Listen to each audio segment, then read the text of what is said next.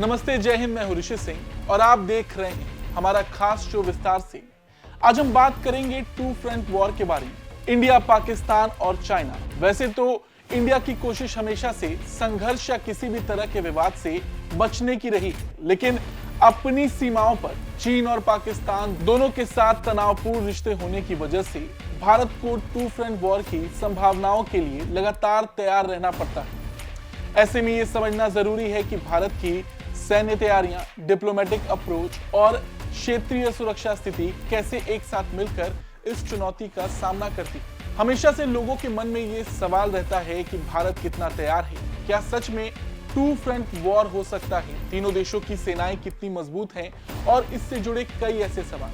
हम कोशिश करेंगे कि इस वीडियो के जरिए आपको वो सब बातें बता सकें। सबसे पहले हम समझते हैं कि पाकिस्तान और चीन दोनों से विवाद किस बात पर है।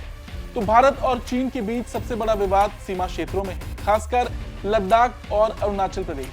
चीन अरुणाचल प्रदेश पर दावा करता है और लद्दाख में एलएसी पर बार-बार झड़पें दोनों देशों के रिश्तों को और तनावपूर्ण बनाती हैं। 1962 में युद्ध के बाद से चीन के साथ युद्ध के लिए भारत हमेशा तैयार रहता है। चीन के पास एक शक्तिशाली मिलिट्री पावर और टेक्नोलॉजी है, जिसके सामने भारत को अपनी सैन्य क्षमताओं को लगातार मजबूत करना पड़ा है।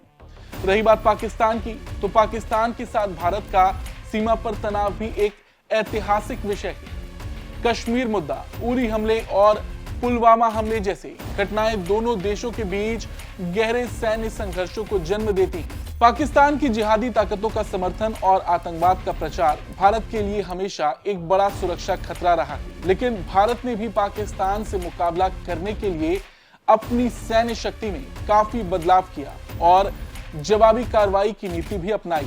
ये बात हम इसलिए भी बोल रहे हैं क्योंकि सर्जिकल स्ट्राइक और एयर स्ट्राइक जैसे अभियानों से ये क्लियर हुआ है कि भारत अपनी सीमाओं की सुरक्षा को लेकर गंभीर है। और अगर बात करें चीन, पाकिस्तान और भारत की सेनाओं की ताकत के बारे में, जैसे army size, modern weapons, technical capabilities, strategic partnership और फाइनेंशियल रिसोर्सेज।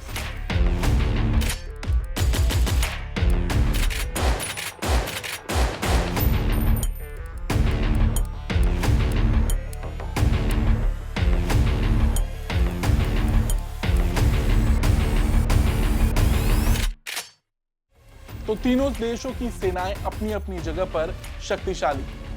चीन की सेना को देखा जाए तो चीन की सेना दुनिया की सबसे बड़ी सेना है, जिसमें लगभग 20 लाख एक्टिव सोल्जर्स हैं और लगभग 2.3 मिलियन रिजर्व सैनिक हैं। चीन अपनी सैन्य टेक्नोलॉजी में तेजी से सुधार कर रहा है, विशेष रूप से एयर डिफेंस सिस्टम, मिसाइल तकनीक और साइबर युद्ध क्षमता। चीन के पास आधुनिक T-99 tank, J-20 stealth fighter, Dongfeng missile और S-400 मिसाइल रक्षा प्रणाली जैसी अत्याधुनिक तकनीकी क्षमताएं। चीन का रक्षा बजट भी बहुत ज्यादा है। अमेरिका के बाद चीन एक ऐसा देश है जिसका रक्षा बजट दूसरे नंबर पर सबसे ज्यादा माना जाता है। चीन का न्यूक्लियर हथियारों का स्टॉक भी बड़ा है। चीन के पास लगभग 320 से 350 न्यूक्लियर वॉरहेड्स हैं और तेजी से वो अपनी परमाणु क्षमताओं को विकसित भी कर रहा है। अब रही बात पाकिस्तान की, तो पाकिस्तान की सेना की एक्टिव सोल्जर्स की संख्या करीब 6 लाख है और रिजर्व सैनिकों की संख्या लगभग 5 लाख के पास। पाकिस्तान की सेना चीन और भारत की तुलना में छोटी है। पाकिस्तान के पास Al Khalid tank, F-16 fighter jets और JF-17 लड़ाकू विमान है। पाकिस्तान के पास सीमित संख्या में आधुनिक टैंक हैं और विमान हैं, लेकिन इनमें से अधिकतर चीन से आयात किए गए हैं। पाकिस्तान के पास लगभग 160 से 170 न्यूक्लियर वॉरहेड्स हैं। साथ ही साथ पाकिस्तान के पास आतंकवादी समूहों का समर्थन है, जो युद्ध के समय एक असीमित युद्ध क्षमता का रूप लेता है। और पाकिस्तान की रक्षा बजट को देखा जाए तो वो बहुत मामूली है। अब अगर भारत की सेना को देखा जाए तो भारतीय सेना दुनिया की तीसरी सबसे बड़ी सेना है, जिसमें लगभग 14 लाख एक्टिव सोल्जर्स हैं और 25 लाख रिजर्व सैनिक। भारतीय सेना का आकार भी बहुत बड़ा है और इसके पास सैनिकों का एक मजबूत बैकअप है। भारत के पास राफेल और सुखोई जैसे फाइटर जेट्स हैं, आधुनिक T-90 टैंक, ब्रह्मोस मिसाइल और S-400 मिसाइल रक्षा प्रणाली जैसी अत्याधुनिक हथियार प्रणालियां हैं। भारत ने स्टेल्थ विमानों और न्यूक्लियर पनडुब्बियों का भी विकास शुरू कर दिया है। भारत के पास लगभग 160 से 170 न्यूक्लियर वॉरहेड्स हैं। भारत ने इंफ्रारेड और इलेक्ट्रॉनिक वॉरफेयर के क्षेत्रों में अपनी क्षमताओं को भी मजबूत किया है। भारत की अमेरिका, रूस और क्वाड देशों के साथ मजबूत साझेदारी है जो उसे सैन्य सहयोग और तकनीकी मदद भी पहुंचाती है।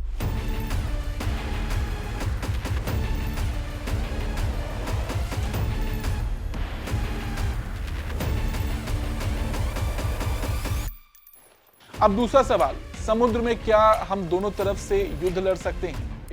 एक ऐसा सवाल है जो लोगों के मन में हमेशा से रहता है। तो आपको बता दें, भारत की नौसेना इससे पहले टू फ्रंट वॉर लड़ चुकी है। साल 1971 में अरब सागर में पश्चिमी पाकिस्तान से और बंगाल की खाड़ी में पूर्वी पाकिस्तान से, जो अब बांग्लादेश। लेकिन वो लड़ाई पाकिस्तान से थी। पाकिस्तान को हराना भारत के लिए कभी भी चुनौती नहीं रहा। अब समय बदल चुका है। चीन ने एक तरह से भारत को घेर रखा है। उसके म्यांमार, पाकिस्तान, श्रीलंका और जिबौती में पोर्ट हैं, यानी वो इन स्थानों से भारतीय नौसेना को परेशान कर सकता है। किसी भी देश की सेना कभी भी दो फ्रंट वॉर युद्ध के लिए नहीं सोचती, ना ही उसकी तैयारी करती है। इसमें सिर्फ एक ही चीज हो सकती है कि थिएटर कमांड के तहत तीनों सेनाएं एक साथ हमले का जवाब दें। अगर भारत की तीनों सेनाएं एक साथ नहीं होती तो नौसेना कमजोर पड़ सकती है। रही बात वायुसेना की, तो भारतीय वायुसेना पिछले कुछ सालों में काफी अपग्रेड हुई है। सुखोई 30 MKI पूर्वी तट से उड़ान भरकर कुछ ही मिनटों में 2500 किलोमीटर दूर पश्चिमी सेक्टर तक पहुंच सकता है। भारत के पास राफेल और अटैक हेलीकॉप्टर्स भी हैं। हालांकि चीन के पास 5th जनरेशन फाइटर जेट्स हैं, जो भारत के लिए एक चुनौती है। ऐसे में फाइटर जेट्स की सही जगहों पर तैनाती ही काम आने वाली है। और कहीं ना कहीं यही वजह भी है कि भारत ने अपनी सैन्य तैयारियों को लगातार मजबूत किया है और इस दिशा में कई कदम भी उठाए। इसके लिए भारतीय सेना ने अपनी योजनाओं में यह सुनिश्चित किया है कि वो दोनों मोर्चों पर एक साथ युद्ध की स्थिति में प्रभावी तरीके से लड़ सके। इसके लिए भारत ने आर्मी, एयरफोर्स और नेवी के बीच बेहतर तालमेल और किसी भी परिस्थिति का सामना करने के लिए उसे मजबूत बनाया है। भारत ने अपनी सेनाओं में कई आधुनिक हथियार, विमान, टैंक और मिसाइल सिस्टम शामिल किए हैं। भारत ने सीमा क्षेत्रों में अपने इंफ्रास्ट्रक्चर को मजबूत किया है, खासकर लद्दाख और उत्तर पूर्वी क्षेत्र में। यहाँ सैनिकों की तैनाती और आपूर्ति को तेज बनाने में काफी मदद मिलती है, जिससे दोनों मोर्चों पर लड़ाई की स्थिति में फायदा मिल सके। लेकिन एक सवाल यह भी है कि क्या ऐसा हो सकता है? क्या वाकई भारत युद्ध लड़ेगा या फिर चाइना, पाकिस्तान इस तरह का कोई भी कदम उठाएंगे? अब देखा जाए तो ऐसा होना तो नहीं चाहिए, मगर किसने सोचा था कि रूस यूक्रेन के बीच जंग होगी, इजराइल गाजा पर हमला करेगा? तो कब कैसी परिस्थिति किसके सामने आ जाए ये कोई नहीं जानता, मगर अपनी तैयारी पूरी रखनी चाहिए, क्योंकि भारत के सामने एक ऐसा दुश्मन है जिसका वजूद बना ही भारत के खिलाफ जाकर।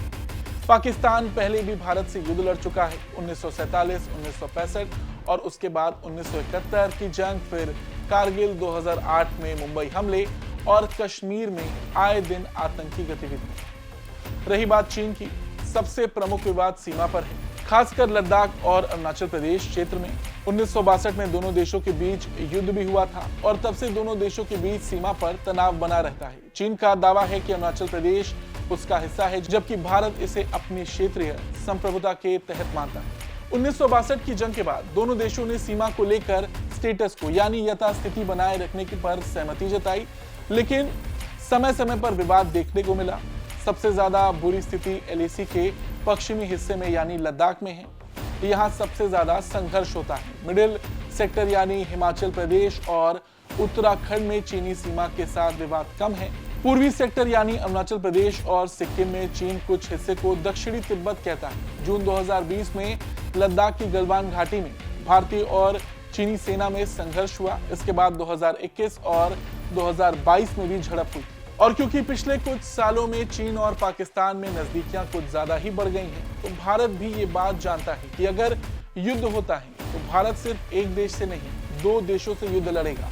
दोनों मोर्चों पर भारत को तैयार रहना होगा। कई बार देश के सेना प्रमुख इस बात को दोहरा भी चुके हैं कि टू फ्रंट वॉर एक रियल सिनेरियो है। जून 2017 में जनरल बिपिन रावत ने ये कहा था, हमारी सेना 2.5 मोर्चों पर एक साथ जंग लड़ने के लिए तैयार है। उनके इस बयान का मतलब था चीन, पाकिस्तान और आतंकवाद। उन्होंने ऐसा इसलिए कहा था क्योंकि उनका मानना था कि अगर चीन के साथ जंग की नौबत आई तो पाकिस्तान इसका फायदा उठाने की पूरी कोशिश कर सकता है। हालांकि कुछ दिन पहले राष्ट्रीय सुरक्षा सलाहकार अजीत डोभाल ने चीन की यात्रा की थी। दोनों देशों के बीच कई मुद्दे सुलझ चुके हैं।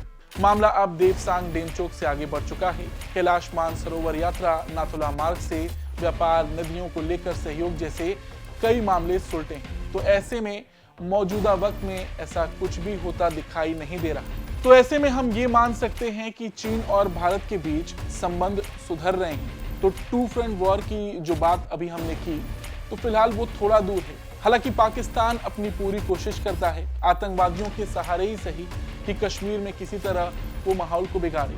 लेकिन टू फ्रंट वॉर एक बहुत बड़ी बात है। चीन भी कभी ऐसा नहीं चाहेगा कि वो भारत से कभी आमने सामने की लड़ाई में आए, क्योंकि इससे सिर्फ भारत को ही नहीं, चीन को भी नुकसान है। रही बात पाकिस्तान की, तो पाकिस्तान के हालात क्या हैं वो आप सब जानते हैं। धन्यवाद।